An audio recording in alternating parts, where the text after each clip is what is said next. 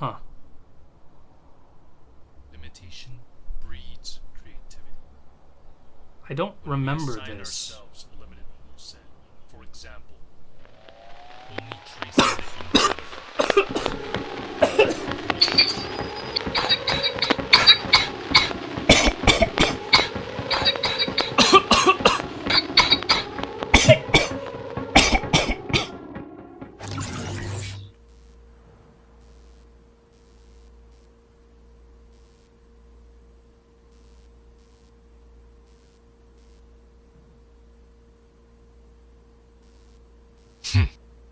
That took a while.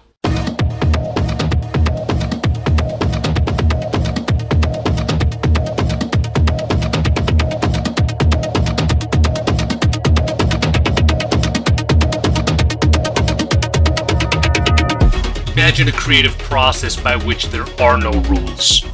Sounds like a perfect world, huh? The freedom to do whatever you please. I don't believe in that shit. There's a deeper layer of understanding once you set yourself boundaries. You ever found yourself doing the same thing over and over because of your freedom?